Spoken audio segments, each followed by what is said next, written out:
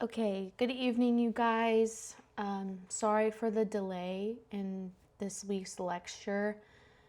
Like I said in the announcement, my dog was presenting with some concerning signs yesterday. I don't know if I've mentioned this before, but he's chronically ill and, with some unknown ailment. And that also means that he has symptoms that randomly pop up. And the biggest fear is that he was paralyzed in his back, like bottom half for almost a month. So, I go full dog mom mode when things start showing up because I don't ever want that to happen again because it was horrible and traumatizing for everybody. But anyways, his vet's like 4.5 hours away, so we had to make that drive today and then drive back, and so it's just crazy last 2 days. So I apologize for that. But anyways, it looks like pretty much everybody got their papers in, and at first glance, they're looking good. I haven't been able to grade any yet, but I am hoping to have that done by next week, probably Wednesday by next week. So, yeah, that is that. Today, we're talking about personnel decisions, and this is one of the most critical functions in any organization, and that's because decisions that are made about people in selection fundamentally shape the organization, obviously, because these are your workers. These are the people that are doing the work and providing the results of, the job. So, thinking about everything that we've discussed so far, I'm sure you've kind of caught on that the science and legal framework behind personnel decisions or IO decisions in general, they're absolutely essential to the work that we do. And a lot of this is because our recommendations and our actions have a rippling effect on a lot of people. You have clinical psychologists who make decisions about individuals, and this does affect the individual, but it's not necessarily affecting like Fortune 500 companies, hundreds of thousands of employees. And so that's why decisions that IO psychologists make may by now to you seem so rigid and strategic and in a way scientific. It's very, very detailed work, and it's because it affects a lot of people at once. So, the things that IO psychologists do, they're not just administrative tasks, they're strategic decisions that can literally make or break an organization. And throughout this lecture, we'll explore how organizations kind of navigate the complex intersection of their actual business needs, the legal requirements in regards to selection, and just fairness principles in general when it comes to making decisions about their most valuable asset, which is people. So today we're going to cover, we have 7 main topics that build on each other. So the first is we'll establish the social context of personnel decisions and why they matter just beyond just filling positions. And we talk about the social and legal context. We talk about the legal context a lot, and I kind of just explained why. We talk about the social context a lot, and this is just a different lens for looking at what is going on in the workplace. What do we need to consider in our decisions? So, social context, this is why personnel decisions matter beyond just filling positions. Second, we'll dive into the legal landscape. I can't overstate how important legal context is. One misstep in personnel decisions can result in lawsuits costing millions of dollars and irreparable damage to an organization's reputation, especially in today's world where cancel culture is a thing, and it's not always unjustified. So IO psychologists, part of our job is to tell shareholders and C-suite up here, this is not what you're implementing. It is not a good idea. And if you do that, you're going to see really, really bad things happen. So that's our goal in the legal context, is to avoid irreparable damage to an organization's reputation and financials. And then third, we'll examine the comprehensive model that IO psychologists use to kind of guide these personnel decisions. And this is the framework that brings a science to staffing organizations. Fourth, we'll connect organizational strategy to staffing decisions.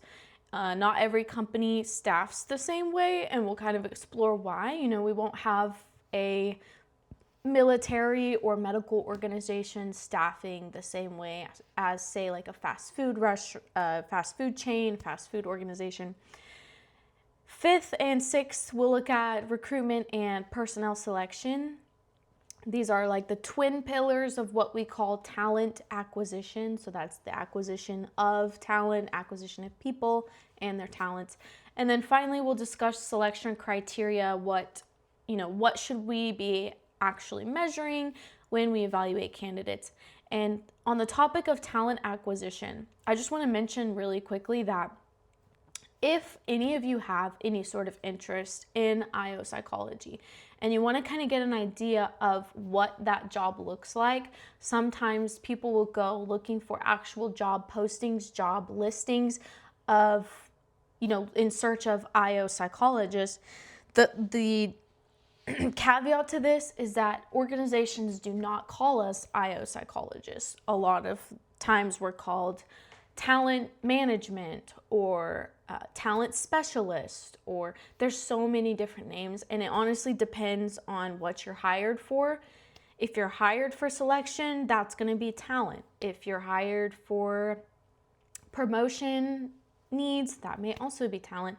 If you're hired for overall organization employee type deal, that might be called people analytics. So the names that are used in IO psychologists, once we go out in the real world, it's so vast. And if you are interested in looking at jobs or getting a realistic preview of what a job might look like or require as an IO psychologist at the master's or PhD level, you can go, ask any sort of AI chat and ask them what are common names for IO psychologists in job postings. And it'll give you a list of the many names that there are, and you can go look and see. But even if you go to an organization that you like say Dr. Pepper Keurig in Dallas, you go to their website, you go to the careers, and you look for anything that has to do with HR, people analytics, talent management, anything that has to do with people specialists or anything like that, that's most likely going to be an IO psychologist role. So just wanted to put that out there. You'll never really I've never seen a job posting that the role of the job is called IO psychologist. It's just not how they do things in the applied world. Okay. So what is personnel selection? Personnel selection is the systematic process of evaluating job applicants to identify and hire those who are best suited for specific roles. And it follows the recruitment process and often precedes placement. The aim of recruitment, personnel selection, and placement is aiming to predict future job performance through job-related assessments. So personnel selection represents the oldest and most traditional concept in the field of IO psychology, dating all the way back to the start of the 20th century. So this is our most researched, our most common field in which people end up doing their own research in, and there's a lot of evidence behind the things that we do in personnel selection. That doesn't mean it's perfect. Nothing's ever perfect. But Last week we talked about and kind of learned about predictors, which we tied to what we call criteria. Selection uses these series of materials and instruments referred to as predictors, and employers give these to job applicants, and the predictors are scored, and an applicant is chosen to be hired based on the predictor results. Some of the procedures that we discuss in this course may seem repetitive, but that's because IOs try to approach things with scientific rigor and consistently. So we're repeatedly emphasizing things like criteria, predictors, validity, job analysis, KSAOs, and legal context because these things form the foundational pillars for scientifically sound, ethical, and defensible practices in high stakes areas like hiring and assessment.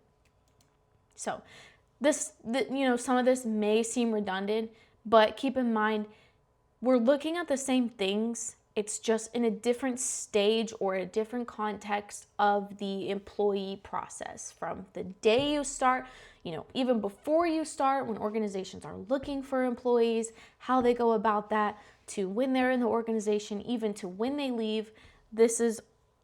All of these things that we've discussed happen in every stage of those processes. So that's why it may seem a little bit redundant. It is different. It's a different perspective in each context. So in selection, nepotism is kinship-based favoritism. We talked about this last week or a couple weeks ago. I can't remember. Where relatives or close associates are hired or advanced despite equal or stronger non-related candidates in the pool. Experiments show that hiring kin or family members is perceived as a violation of what we call procedural fairness, and organizations labeled as nepotistic become less attractive to qualified applicants and potential joiners. Critically, even when the family member clearly meets or exceeds minimum qualifications, observers still infer that success may come from some sort of after effect of the relationship to, someone else in the organization rather than ability or effort. So there's no way of knowing, and that's the danger of nepotism. This stigma can often depress new hires' perceived competence, undermine their influence, and indirectly distort future promotion and evaluation decisions that are built on that initial hire. So for IO-driven selection systems, nepotism reduces what we called the predictive validity of carefully designed tools by overriding merit cues with social ties at the decision stage. So it's possible that the predictive validity will be inflated because, again, if you are kin to someone in the organization, in general, they're likely to favor you more. They're likely to see you in a better light. They're likely to overlook little small mishaps or mistakes. And so this is an inaccurate picture of predictive validity of the tools that we use in selection. So that is a downside for sure of nepotism, is inflating that predictive validity of our selection tools. The word shibboleth comes from a biblical story where the Hebrew word shibboleth also means ear of grain or stream. This word was used as a password, and the idea was that people who pronounced it differently were identified as outliers or outsiders. So if you didn't pronounce it right, then they would immediately know that you're an outsider. And in hiring, what we call shibboleths, are subtle linguistic or stylistic markers like jargon, speech, things like that decision makers treat as signals of competence or fit even when job relevant content is equivalent. So for example, say you have two resumes, two different people, they're on paper exactly the same thing. They've got the exact same qualifications, they've got the exact same experience, but in this resume A, you've got someone who understands IO jargon, and they're using what we call trigger words or buzzwords, and they're using those in their resume, whereas resume B is just not using that jargon or those trigger buzzwords. And hypothetically speaking, even if it's AI or a person, this one's going to draw, resume A is going to draw more attention and be viewed as more favorably in comparison to resume B, unfortunately, because it just shows some sort of already, maybe not expertise, but ability to ingrain oneself in the realm of the job that you are applying for. So recent work on linguistic shibboleths show that hedged or less dominant language can be systematically penalized in evaluation despite containing the same substantive answer. So what I was just saying, and these resumes can be with the shibboleths or the buzzwords or the jargon may be viewed as more confident in response. If the interview, if they're using buzzwords or shibboleths, they may be viewed as more confident, more competent, and all of those things. So it may be worth you guys to remember, I'm not saying it's right, but I'm saying it's going to happen. It may be beneficial for you guys in your fields when you go out, and most of you are upper level undergraduate students. When you're ready to go out into the world, it might be worth looking up what are common shibboleths in the job role that you're looking for, so that you can, this is one thing you can prep for in the selection stage when you're applying for jobs and going into interviews. You can be aware that there may be jargon and buzzwords that will make you look favorable in front of your hirers or your selection team. So these markers often correlate with social class, gender, or cultural background, meaning that what appears as merit-based judgment is actually discrimination disguised as communication style or executive presence.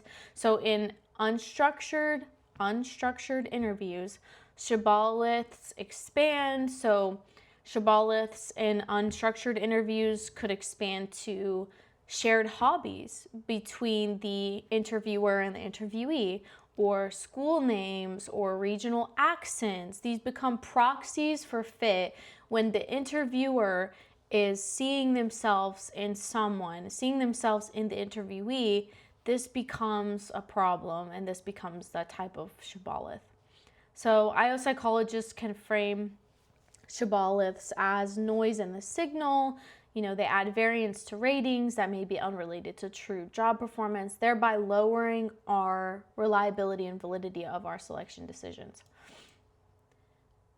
In personnel decision, it just doesn't happen in a vacuum. It's shaped by organizational culture and values. So culture influences what a good candidate means and which tools are taken seriously in regard to selection. And IO psychologists study these contexts to try and design hiring systems that are structured and fair and based on job-related information instead of just, interviewers' personal preferences. A calling, we kind of all know what a calling is, and this is when someone feels a strong inner pull or purpose towards a certain kind of work. I know I have a lot of nursing majors in here. That definitely requires a certain kind of calling to help others and, with health and life and all those things. And then social work too, same thing. So a calling mainly affects selection through self-selection. And when we say self-selection, we mean you as the applicant are self-selecting. So people who feel called are more likely to apply for certain jobs and stick with long or difficult hiring processes. Employers may like to hear about calling in interviews, but there are still job-related ways to decide who gets hired.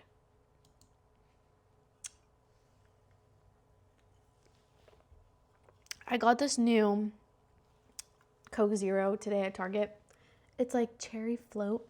It's just giving vanilla cherry Coke Zero. But I can't ever find vanilla cherry Coke Zero, so I'm pleasantly surprised by this. Okay. So now to the legal context, and we've gone over some of this already, but the repetition here should tell you kind of how important it is when IOs are making decisions to consider all of these legal implications. And now more than ever in this idea of cancel culture, strategy, using strategy in decision making is so important. As a refresher, the Civil Rights Act of 1964 is legislation that fundamentally changed how organizations make personnel decisions in the United States. So this makes it illegal to discriminate based on race, color, sex, national origin, or in any personnel decision, not just hiring, but also in promotions and layoffs, compensation, benefits, and terminations. And obviously this means outright your reason for hiring, promotion, layoff, compensation, because everything's written down on paper. All the decisions are written down on paper. You cannot say, oh, well, they're, female and that's why they didn't receive the promotion. Now, of course, bias is going to happen either way, but it just means that you have to have, besides that, if you're actually going to show bias and your reason is because she's female or male or whatever, you have to have real true reasons. But, of course, there can always be a way around this if for some reason someone actually was showing discrimination. Unfortunately, there's no way to absolutely remove discrimination. And if you remember, the bona fide occupation qualification, or the BFOQ, is a narrow exception that allows discrimination when a particular characteristic is essential for the job. So, for example, for Title IX, you can't base personnel decisions off religion or religious affiliation, but for a religious example or for a religious organization, they can require that a clergy belong to the faith of that organization. That makes sense. And, and this is crucial, these exceptions are interpreted very narrowly in courts. You can't just claim something is a bona fide occupation qualification. You have to prove that it's absolutely necessary for the job. So fast forward to 1967, Congress recognized another form of discrimination that needed addressing, which was age. So at this point, your workforce was getting older and older, which wasn't super common prior to 1964. So the ADEA protects workers aged 40 and older from age-based discrimination. This means you cannot enforce mandatory requirements for retirement in regard to age unless there's a bona fide reason. And these are usually related to safety, like I mentioned in the last lecture with airline pilots. They cannot go beyond, I think it's 50 or 60. It's really pretty young. So I think it's 50 something.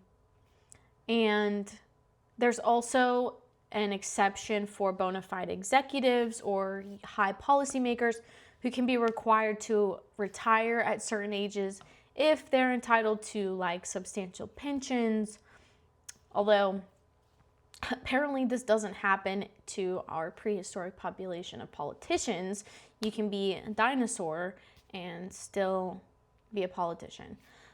In the real world, you can't pass over a 55-year-old candidate because you think they won't be energetic enough or because you assume they'll retire soon. These kinds of considerations are illegal. In 1990, the ADA, the ADA extended protection to people with disabilities. So let me clarify some key terms in regards to disabilities because they're often misunderstood. So disability under the ADA means a physical or mental impairment that substantially limits one or more major life activities. And major life activities could include things like walking, seeing, hearing, speaking, breathing, learning, and working. And when someone with a disability applies for a job, the employer must try to provide reasonable accommodations. So this could be modifications or adjustments that enable that hire to perform the essential functions of the job, unless doing so would create an undue hardship on the organization. So it depends on the significant difficulty or expense of the modification or accommodation. So for example, if someone who uses a wheelchair applies for an office job, installing a ramp might be a reasonable accommodation. However, reconstructing an entire building might constitute undue hardship for a small business. I think even putting in an elevator would probably be considered undue hardship depending on what kind of elevator. So the key principle is to focus on, in ADA, the key principle is to focus on what people can do, not what they can't do. Okay, and then adverse impact. We discussed previously what the difference is between disparate treatment and adverse impact. So for your first prompt of this lecture, I want you to remind me what the difference is in your own words. And so what's the difference between disparate treatment and adverse impact? And then give me an example for each of those. And remember that we detect adverse impact or disparate treatment using the 4/5 rule, or this could also be called the 80% rule. So basically what this means is if the selection rate for any protected group is less than 80% of the selection rate for the group with the highest rate, adverse impact may exist. And this brings us to one of the most challenging issues in personnel selection, which is the diversity validity dilemma. And this is the uncomfortable truth, which is that different demographic groups often score differently on selection tests or selection measurements. So more specifically, demographic groups often score differently on cognitive ability tests, which we talked about has previously been seen as one of our best predictors of job performance. But of course, you could argue, how can that be true if it is naturally selecting out certain populations? This creates a legitimate dilemma between some of the two most important goals, which is maximizing workforce diversity while maximizing predicted job performance. Some people have suggested using different cutoff scores for different groups, and this is what we call within group norming. However, the Civil Rights Act of 1991 explicitly forbids this practice. Now, whether or not people do it, there's no way to know. It's illegal to use different cutoff scores based on protected characteristics, even if you're doing it in the interest or betterment of a minority.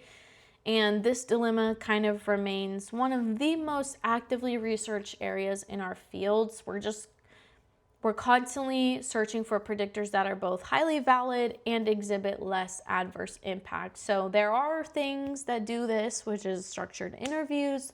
Those tend to show lower adverse impact, good validity, work samples, and then the situational judgment test. So that kind of brings us back to why we use a battery of tests rather than just basing our decisions off of one measure.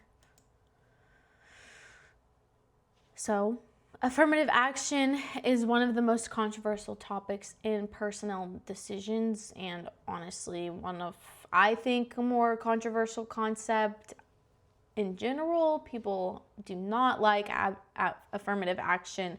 So we're going to talk about and make sure that we understand what it actually is and what it's actually trying to accomplish. So affirmative action, by definition, has 4 main goals. The first goal is to correct present inequities. This means addressing current imbalances in workforce representation. So if your engineering department is 95% male, but qualified female engineers are available, affirmative action seeks to correct that imbalance. Goal 2 is to compensate for past inequities. So this recognizes that historical discrimination has created lasting disadvantages. And if you don't believe this, I encourage you to really consider how much in your life have you seen that things can have a lasting ripple effect. And if you think that Jim Crow laws didn't have a lasting rippling effect into today, I would encourage you to really consider what that experience was like and how it may affect things now. So it's not just about being colorblind. It's about moving forward, and it's about actively remedying past wrongs, within reason.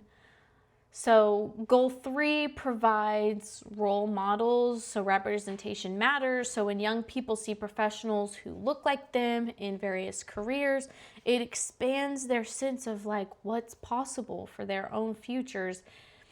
And then goal 4 is to promote diversity. This is beyond compensation and correction. Diversity itself brings value. And we talked about how diversity isn't just race, ethnicity, gender, it's experience, it's expertise, it's all of these things. Diversity is a whole bunch of different things. It's just, your bag of Skittles has diversity. There's red, yellow, green, whatever. There's diversity. And in itself, diversity brings value. Diverse teams make better decisions. This has been scientifically proven. They're more innovative, and they are better, and they better serve diverse customer bases. It is very rare in today's world where, especially in the United States, where your customer basis is going to be made up of one population. So if you're an organization that has a diverse population of people, no matter what that is, no matter what that looks like, you're appealing to the masses, because that is what the general population looks like. You're relatable in that sense. So these goals sound straightforward, but the implementation has been hotly debated between IO psychologists and just everyone in general. It's been debated for decades, and it's kind of been, I don't think it's used as much. I think people kind of shy away from it right now because of how much fire it came under. And, like I said, we could have all these goals, and they're really good goals, but if we don't implement them correctly and we're not careful with the decisions that we're making to meet these goals, then people may argue that it's causing more harm than good. And, that's why it's important to be careful. So a little bit more on affirmative actions.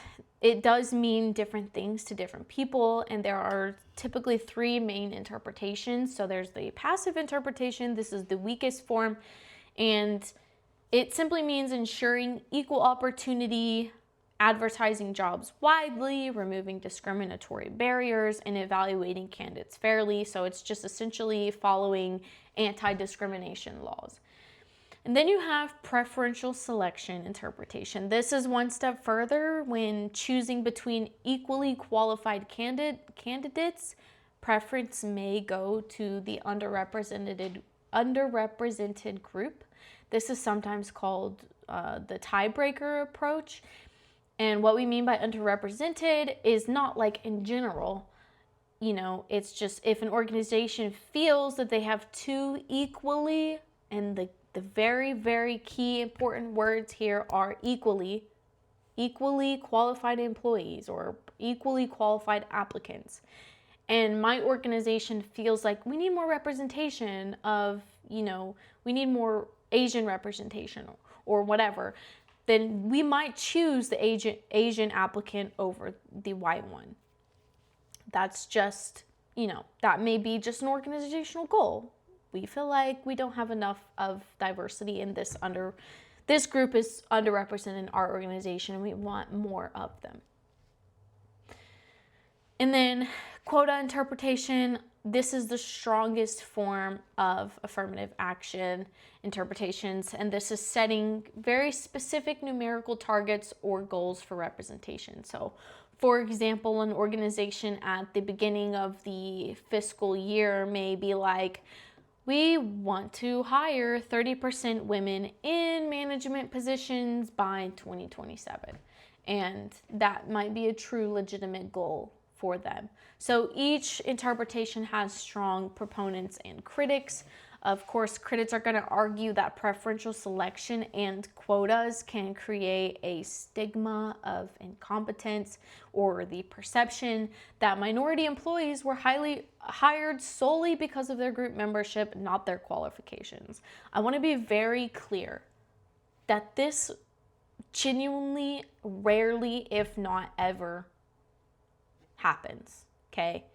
There's a huge misunderstanding because people read these interpretations and they're like, oh, they're just picking people of a certain group because they're part of that certain group. No, we still want people who are going to perform well in the job. It's just, if we have to pick from the exact same two apples, we're going to pick the one that we ideally want in that moment. And that is, that it happens. So this misunderstanding, though, can undermine the very people that affirmative action aims to help, because you have people who misunderstand and say that, oh, they're just a diversity hire. I hate that word, diversity hire. It is just not true. Hardly ever, if ever.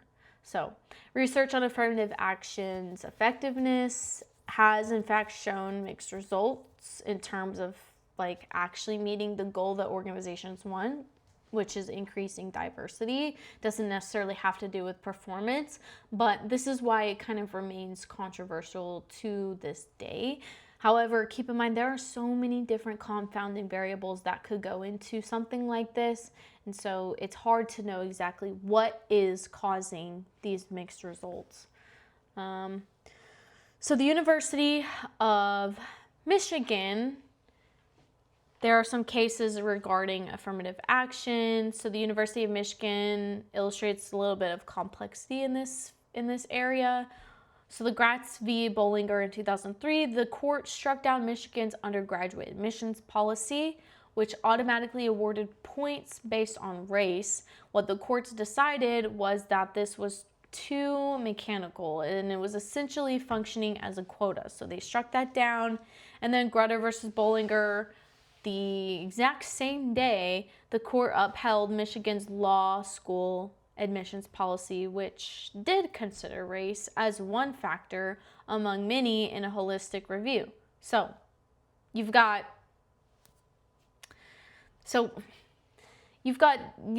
in the same day, the court struck down one and upheld another that were essentially the same thing. So the key difference, though, is that individualized consideration happened rather than automatic points. And the biggest takeaway here is that diversity can be a compelling interest, but the methods used to achieve it have to be very carefully tailored and individualized. The mechanical formulas of the Gratz v. Bollinger doesn't pass what we consider constitutional scrutiny. So these are some major court cases. These are some landmark cases, and you don't need to remember the details of these because I will not include one of my biggest pet peeves in undergraduate class was they would ask, what year was the lobotomy first used? And I'm like, why do I need to know what year the lobotomy was first used. I don't want to know that, first of all. Second of all, it's irrelevant to my overall understanding. So anyways, I'm not going to make you guys remember these or anything like that for the exam, which means majority of you are probably just going to skip ahead right now. But anyways, if you're interested in any major court cases regarding affirmative action and personnel selection, these are some of the biggest landmark cases that exist to this day. So, you know. Okay, so now we're going to shift from the legal requirements to the scientific model that I mentioned that we use to kind of guide our personnel decisions. And this kind of was developed by PSYOP, which, if you don't remember, is Division 14, which is the division for IO psychology within the United States under the American Psychological Association. So this is the premier professional association in our field, and the goal of the model that they created is to achieve fair and accurate personnel decisions. So those are both really important, and we want systems that are legally defensible and actually work. So at the heart of this model is validity. So validity is the linkage between predictors and criterion. So can our predictors actually predict the criteria that is needed to be a high performer? And validity is regarding the strength of the relationship between the predictors and the criteria. So do high test scores actually predict high job performance? That's a validity question. And this linkage is established through statistical analyses, which is where quantitative training, I feel like sometimes I don't articulate my words. This is where quantitative training becomes essential.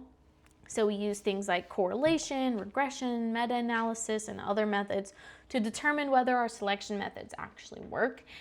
And if you've taken any stats courses in the psychology department, you've done correlation, you've done t-test, you've done no regression. But anyways, we use these statistical analyses to make these decisions and make sure things are actually working. The irony of this is, I would argue that IO psychology is extremely stats heavy. And the irony of that is I think anecdotally, from what I understand, and me personally, I chose psychology as my major, as my degree, because I was like, dude, no to math. I'm not doing math. I don't do math. I'm not good at math. I don't like math. It makes my brain hurt. And then I get to grad school and they're like, your second degree is statistics. I'm like, huh? Say that again? Should I drop out? No. So if I can do it, you can do it. So if you're considering grad school in general for psychology, any field in psychology, and specifically IO psychology, do expect statistics. And statistics are different than math, but it requires that kind of thinking. It requires that kind of understanding. I scored in the 13th percentile for the GRE. And if you don't know how percentiles work, that is really, really, really bad. And everything else I scored in the 98th percentile. So I'm extremely high in reading and writing at the very, very lowest of the lows that you can get in math. And I'm about to graduate. So, if I can do it, you can do it. It just seems scary. So if you're considering graduate school and if you're considering IO psychology, you do need to understand statistics, but it's not impossible. I promise. If I can do it, you can do it. And I don't want that to scare anybody if you're aware of the fact that stats is needed at this level. So that's the irony, is I think a lot of students choose psychology because of the lack of, understanding of mathematics. And it's like, try again. So here's an actual representation of the model. So the model starts with work organization analysis or job analysis, and we talked about this. This is kind of just like, it gets finer tuned. So you've got organizational analysis is broad. It's like, what are the organizational goals overall? Work analysis is what is the, like the field or like the broader job goal. And then job analysis is like the specific role. What are the goals of the specific role? So it kind of like filters down like that: organization, work, job analysis. Starts with that. You cannot select employees effectively until you understand the work that they'll be doing in the organization and the context of the organization. And this is why these analyses are so crucial. It's the foundation of everything else. So with that being said, if you do this first step poorly, it's what we call garbage in, garbage out. If you put garbage into the first step, all you're going to get is garbage out. So you have to do the first step the most thoroughly, the best of your ability. That is the most important goal, is that first step.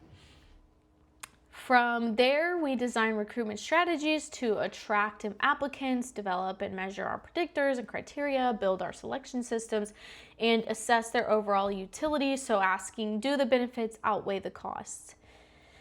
That's the model. So then you see this line down here, which we could include this as a double arrow, which I didn't include. And I'm sorry, I'm looking at my other screen over here, but you can include this, consider this like a double arrow or even a single arrow, but consider it going back to here.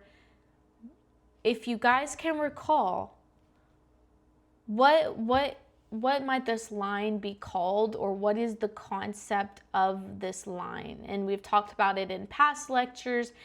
Basically, the concept of this line is a constant adapting cycle, essentially, but it has a specific name that we use in IO psychology, and I'll give you a hint. The first letter starts with an F, and the first word starts with an F, and the second word starts with an L. So prompt 2 is, what is this line called, and what's the concept of this line?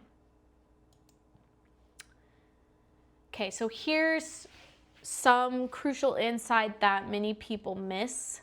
Not all organizations should staff the same way.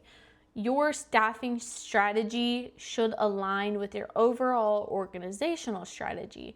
And strategy is how an organization seeks to accomplish its overall goals. Different strategies require different approaches to human resources. So let's consider two extremes. We've got the fast food industry. The typical strategy here is high volume of employees, low cost, standardized service. So what does this mean for staffing?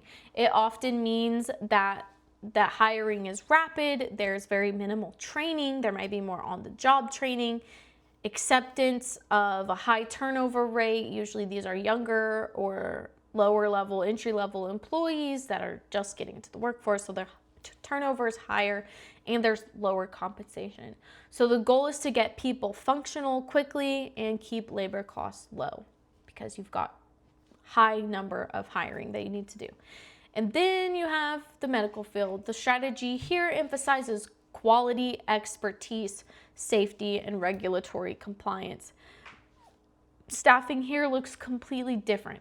You've got extensive screening, rigorous credentials, significant investment in training, much higher compensation to reduce turnover. And in this field, you want to reduce turnover. You do not want a high turnover in the medical field. And organizations in healthcare just can't afford to make bad decisions on hiring. The consequences here are too severe. And so they are very, very, very strategic in their hiring processes, and they put a ton of money into hiring. The amount an organization spends on human resources should directly relate to its strategy, and we call this human capital. This includes not just compensation, but also talent acquisition. So how sophisticated are your recruitment and selection systems? Onboarding, so how much time do you invest in integrating new employees, and neither approach is wrong that we just discussed. They're just different strategies for different business models. And the mistake is misaligning your staffing approach with your business strategy. So you want to make sure those are aligned. And a nice quote in IO Psychology from the infamous Michael Mumford is, strategy drives staffing, not the other way around. Okay, so recruitment has changed dramatically in recent years. And it just doesn't happen the same way that it used to. You're not putting an ad in the newspaper. Like, do you guys even know what a newspaper is? I think the last time I saw a newspaper, I was like 4 or 5, and they used to throw them every morning. Every morning, my great-grandmother paid the local newspaper in Amarillo, Texas. They would have boys on bikes every morning. And eventually it turned into cars. Every morning, someone would throw a newspaper in a little bag, rolled up newspaper in a bag on her driveway. So that was the thing. And then you would go look in the newspaper job ads, and you'd find a job and you would apply and do all that. But now, of course, we've got like Indeed and LinkedIn and ZipRecruiter, and the amount of applicants that organizations get nowadays is so much more, because the access to these things are just easier. It's just easier to access jobs. It's easier to click a button and apply to 15 jobs in 1 hour, whereas it used to not be like that. So that's a challenge that organizations have had to overcome in probably the last couple decades. And that's why I still am especially at the entry level, I'm still a strong proponent of, like, if you're trying to get a job at Starbucks, go into Starbucks. Go into Starbucks, ask if there's a general manager that you can speak to or a hiring manager, and show interest in the job in person, because they get so many online applicants. If you go in and say, I'm looking for a job, I'd love to talk to the hiring manager today if possible, it looks so good on you. It looks so good. That's almost like a guarantee to get the job. So I digress. That's just my advice, my life advice.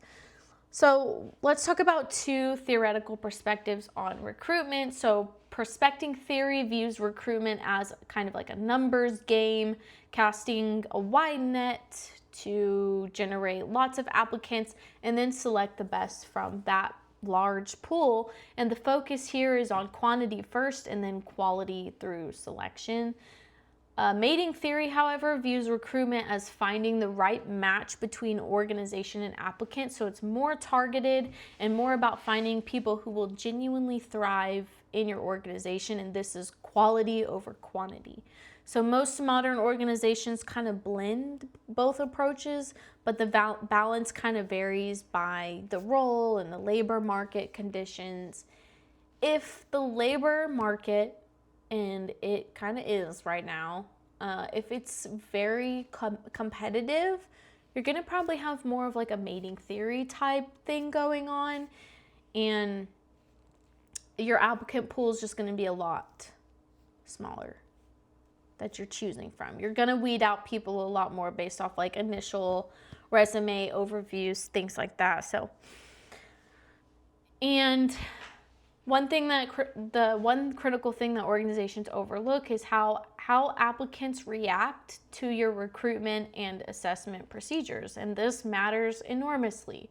Social validity refers to whether applicants perceive your selection methods as fair, appropriate, and actually job related. So think about it from the applicant's perspective. If your application process is needlessly complex, or if your interviews seem arbitrary, or if you never communicate with candidates, what kind of message does that send to applicants?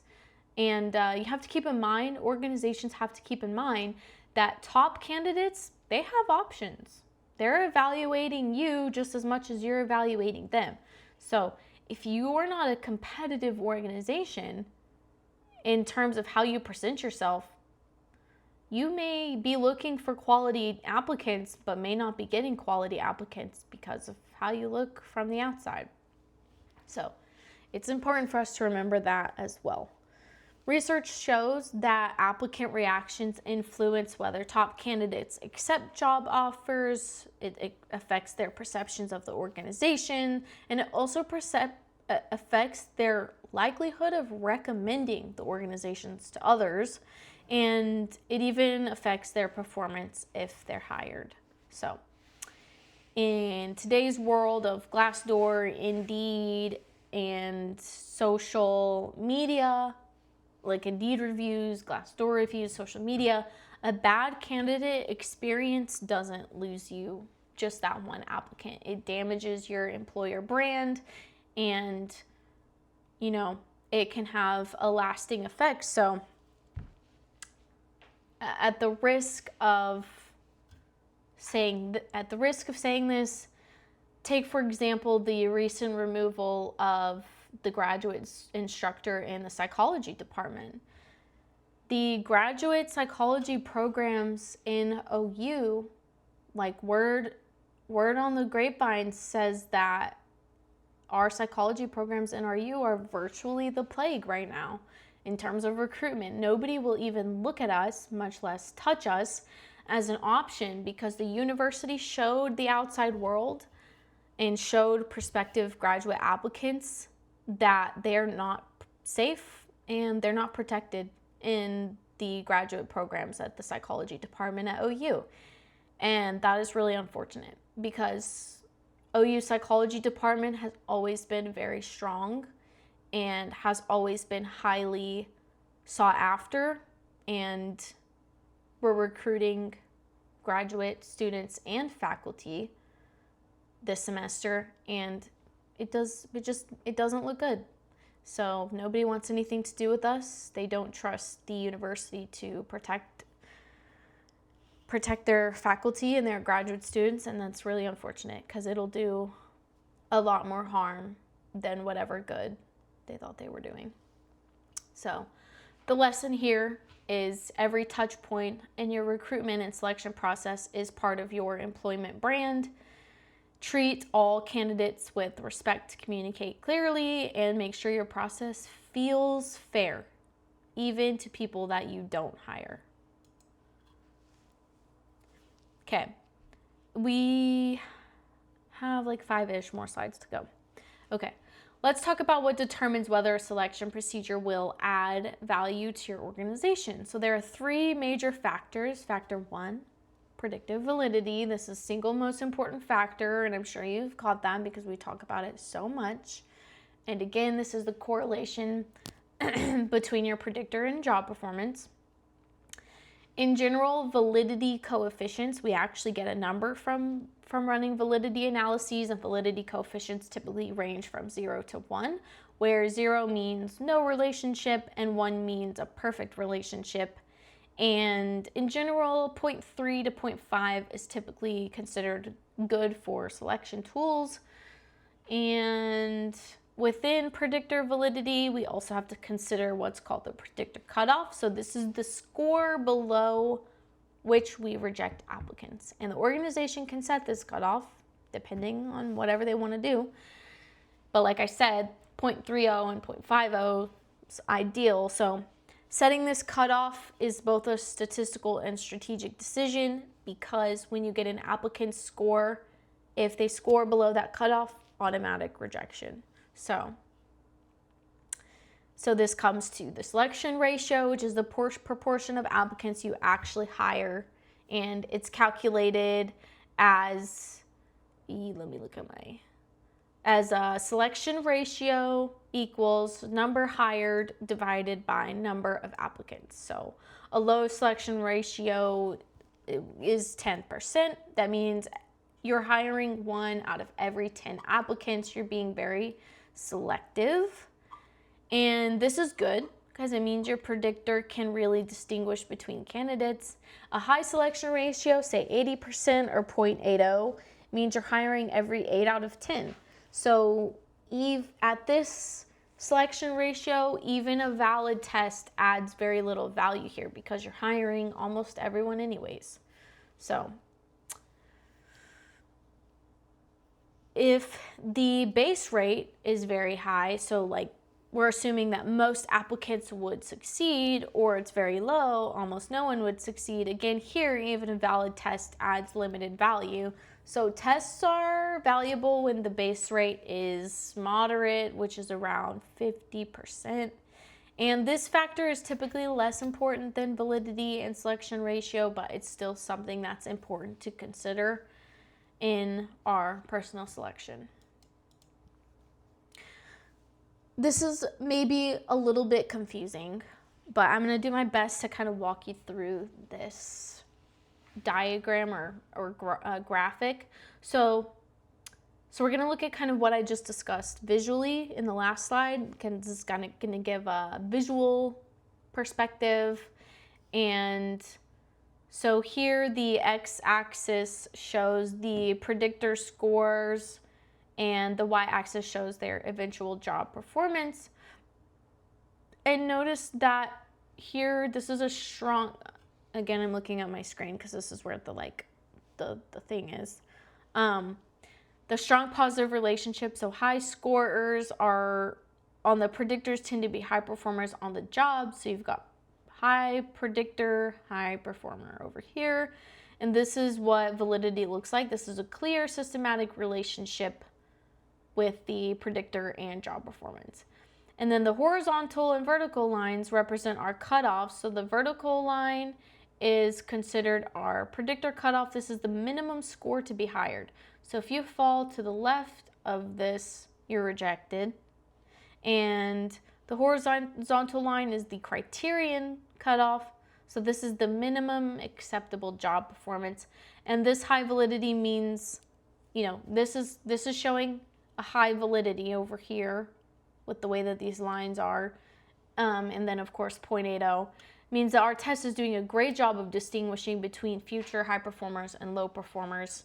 And organizations with this kind of selection system have a huge competitive advantage. And you can actually plot applicants on this. I don't have plots here because obviously I don't have any applicants. I guess I could have put some fake data points, but you can actually take your applicants and plot them in here for a specific organization and see if this is what your data looks like. And if your data isn't following this trend,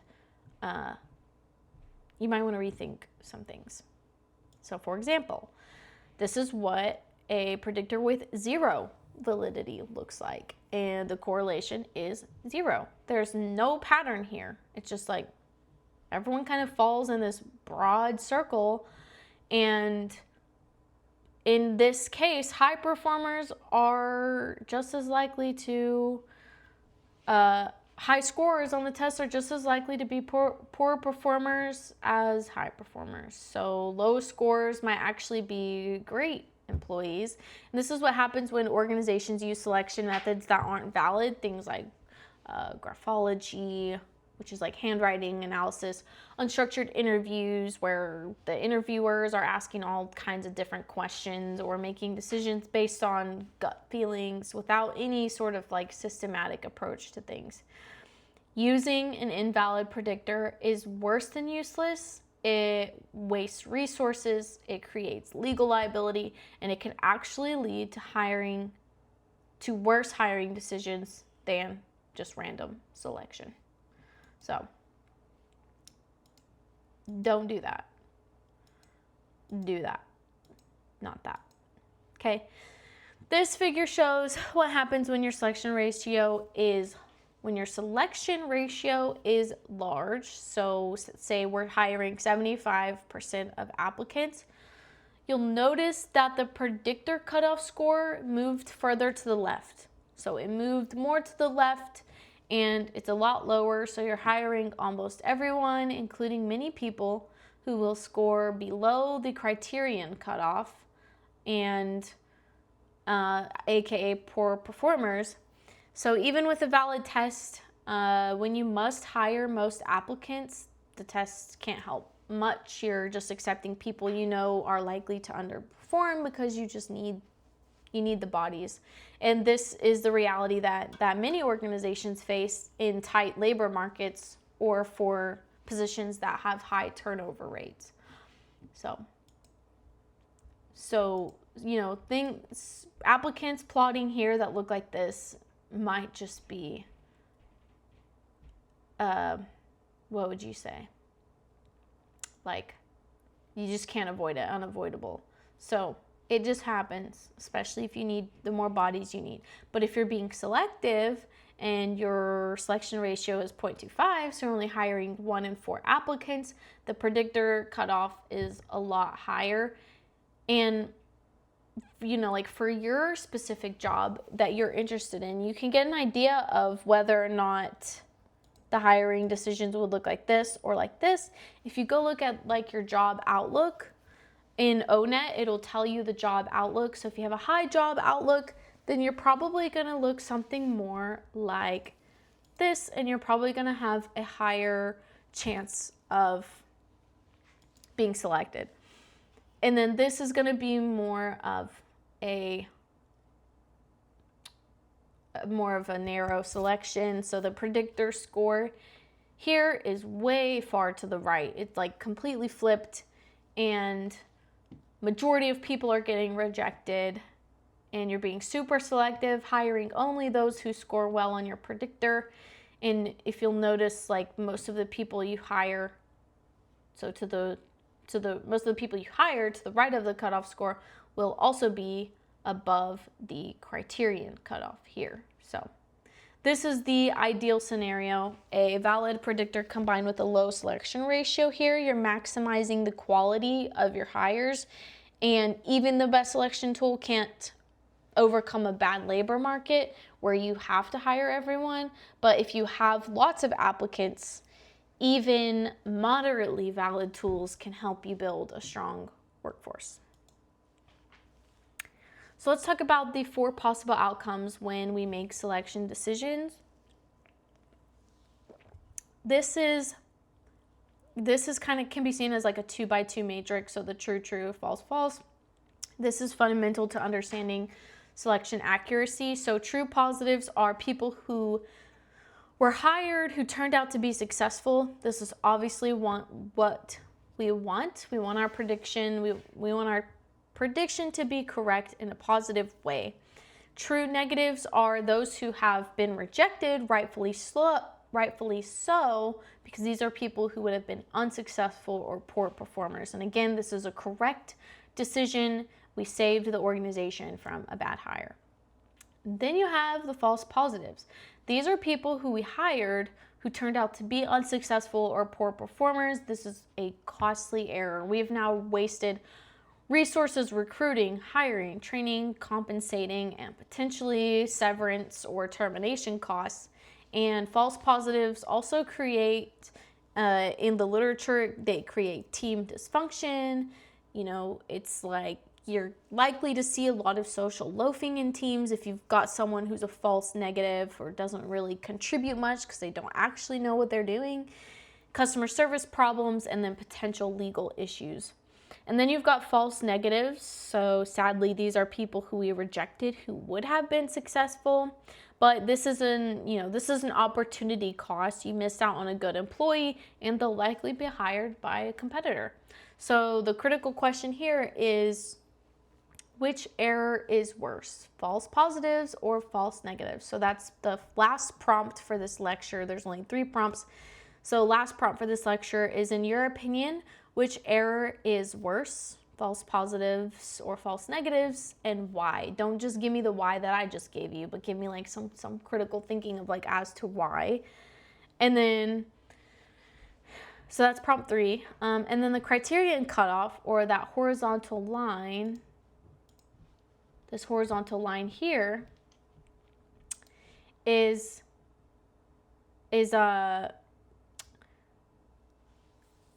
the criterion cutoff line represents the minimum acceptable performance, and this is often determined by things that we've already established, which are job requirements, safety standards, organizational performance norms, legal or regulatory requirements, business needs, and competitive pressures. All of these set the cutoff, and of course involves science and judgment. And then we have multiple correlation. So in practice, we rarely just use one predictor. We might combine cognitive ability tests, personality assessment, structured interview work sample all together. And a multiple correlation, which is R, tells us how well the combination, all of these predictors together, forecast job performance together. So generally, combining multiple valid predictors increases the overall validity, although there are diminishing returns. So you hypothetically could give your employees every single possible selection tool. That's going to be a really long selection process, and that's kind of the point where we made the point earlier about your applicant's view of your selection process is important. So if they're like, why am I doing 50 different assessments? This is ridiculous. There are diminishing returns. So it's a sweet balance. It's like the Goldilocks kind of ordeal, which is like there's just right, and then there's too much, and there's too little. So the art and science of personnel selection is finding the right combination of predictors that maximizes that validity while still remaining practical and legally defensible. Validity generalization is one of the most important advances in personnel selection over the last 40 years.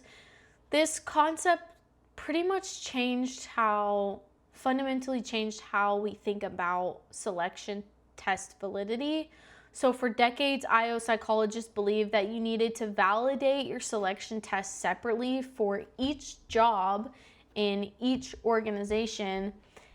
This is what we call situational specificity. And the assumption was that a test might be valid for selecting accountants at company A, but not valid for selecting accountants at company B because every situation is different. This created, obviously, enormous practical problems. You have small and medium-sized organizations that couldn't afford to do their own validation studies. And on top of that, you need sample sizes of at least 100 to 200 employees to get stable, reliable results.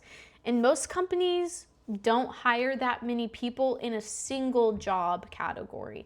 So that's where the VG comes in, which is groundbreaking meta-analytical work by Schmidt, Hunter, and colleagues in the 1970s and 80s, where they demonstrated this revolutionary idea that validity generalization means that a single true relationship exists between performance on the test and performance on the job across situations. So, in other words, if cognitive ability predicts accounting performance, it doesn't do so generally, not just in specific companies or even in specific contexts.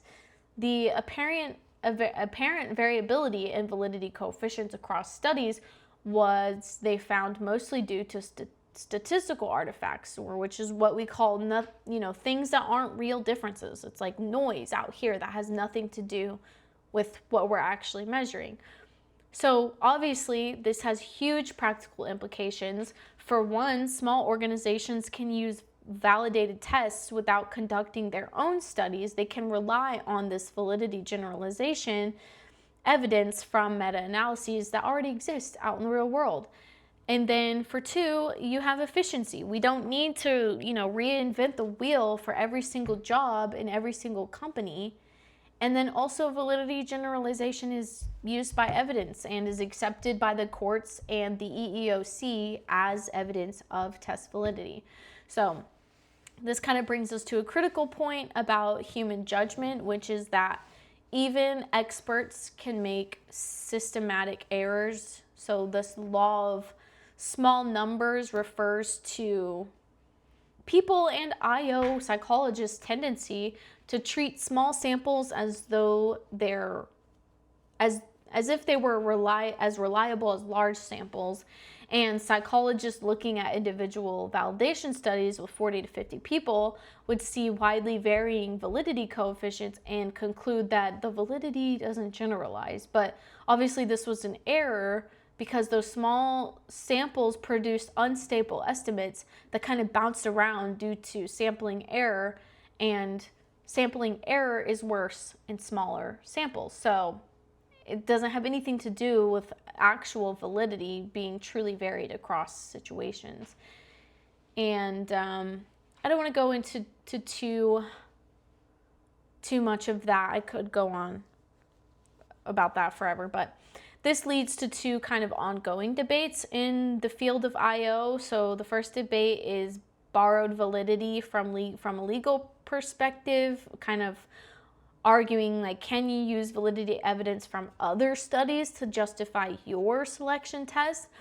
And this is what we call validity transport or borrowed validity. And in general, the uniform guidelines say that you can, but there are conditions. So the job must be substantially similar, the test must be substantially similar, and then the contextual factors must be similar. And in general, courts have accepted the validity generalization evidence, but you need to demonstrate that your situation is comparable to the research base that you're using. And then the second debate is inferred criterion evidence via meta-analysis. So can you use meta-analytic validity estimates without directly measuring job performance in your organization? And some do argue that this is problematic because you're making inferences about criterion-related validity without directly observing the predictor-criterion relationship in the context of your organization.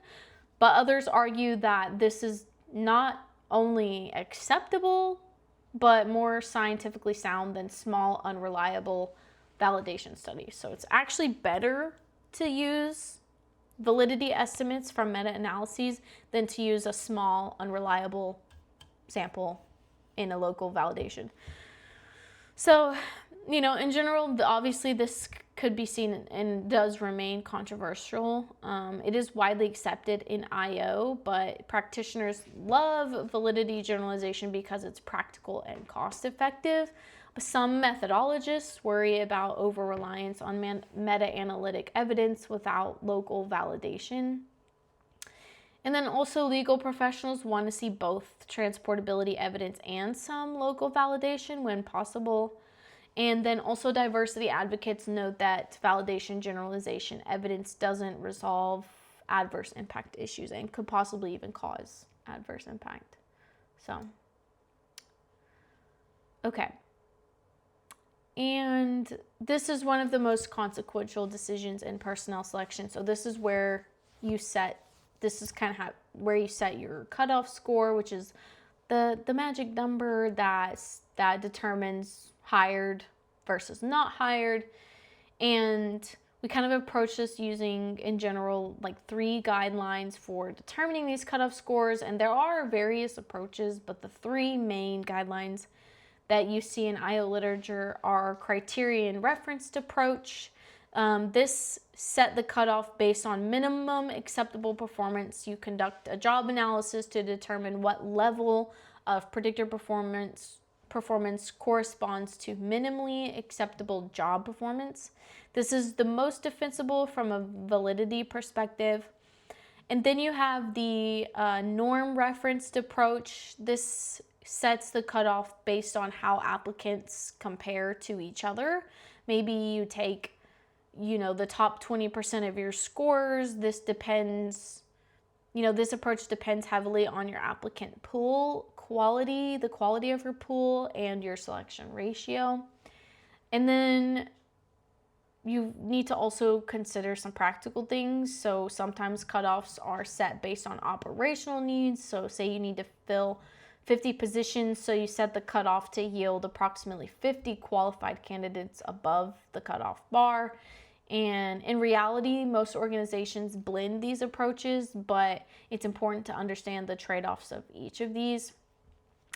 And then you have two types of errors. So you have too high versus too low. So where you set the cutoff involves a trade-off between these two types of errors. So if your cutoff is too high, you have those false negatives. You reject many people who would have been successful, and the consequences, your position remains unfilled, or you miss good talent, or your operational needs go unmet. And then if your cutoff is too low, you hire many people who will be unsuccessful, so the false positives.